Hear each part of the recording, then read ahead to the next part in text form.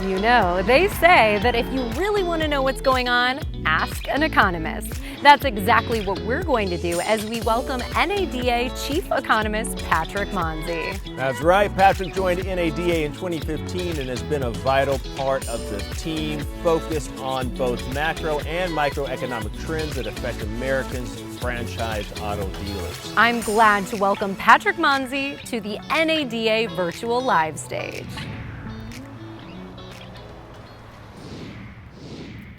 Hi, Patrick. Thank you so much for joining us. Oh, thanks for having me, Maggie. So let's jump right in. We know 2020 was a historic year for all businesses. Can you give me an overview of what sort of economic experience franchised auto dealers had in 2020? Oh, certainly.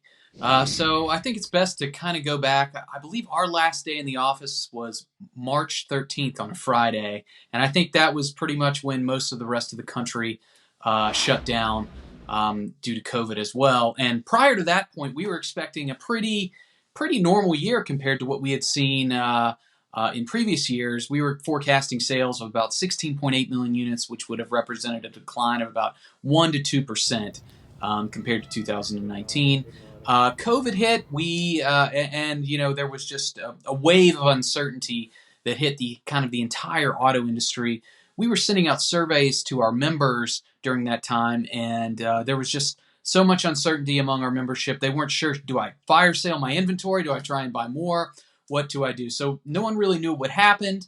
In the sales environment, we saw new vehicle sales fall pretty dramatically in March, but in April we hit the lowest monthly SAAR on record of around 8.7 million units. So sales had really fallen off a cliff there. On the used vehicle side, because of all the uncertainty, used vehicle values also plummeted in that March to April timeframe. But luckily, and quickly, manufacturers came out with very generous incentives, kind of unheard of prior to COVID, of 0% financing for up to 84 months. And that got a lot of consumers in the showrooms.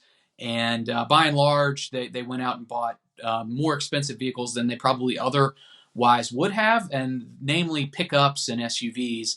And an interesting thing actually happened in April. Pickups outsold the entire car segment, I think for the first time ever. So following that, we saw a lot of people weary of public transit and rideshare kind of return to the vehicle market or enter the vehicle market to pick something up to get themselves through this. And I do believe that provided at least a small boost, if not a more significant boost to auto sales throughout the year. So we saw demand increase, at least on the retail side, for new and used vehicles well throughout the summer. By mid-August, we saw used vehicle values from wholesale auctions hit their highest level ever. And then by September and October, we actually saw year-over-year retail sales gains on the new vehicle side. Now, I'm singling out retail sales here on the new side because the other component of new vehicle sales, fleet sales, have been depressed or were depressed pretty much the whole year. And that happened because early on, due to all that uncertainty and the fall in used vehicle values, a lot of big rental car companies came out and canceled a big chunk of their fleet orders. And we've seen data now. It looks like that pulled out about 1 million units of fleet sales throughout the year.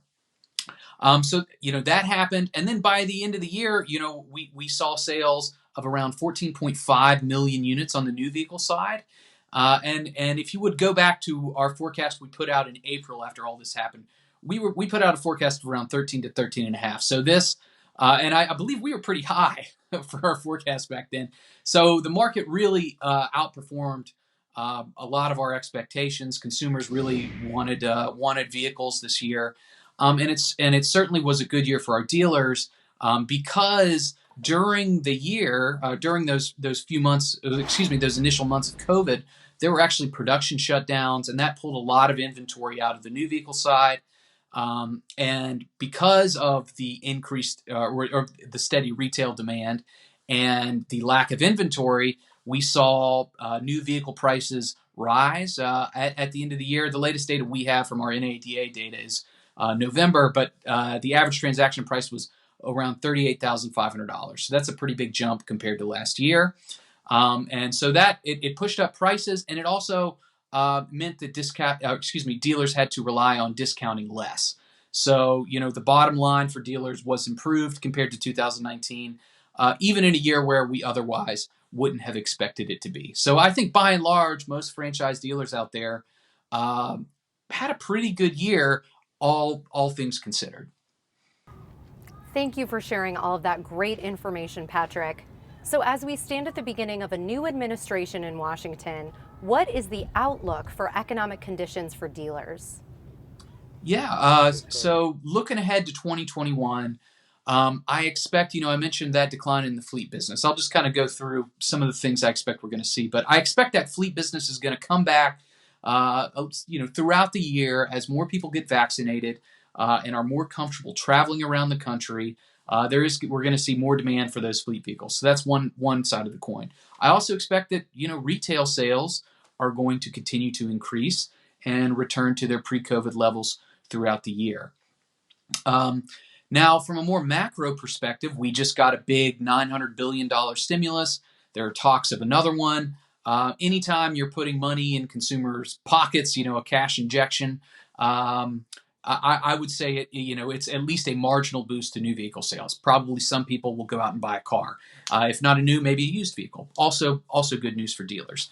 We're also going to have a zero. The Federal Reserve has said that they're not really going to touch interest rates this year, so we expect them to be at that lower bound between 0% and 0.25% for most of 2021, or excuse me, for all of 2021 and probably most of 2022.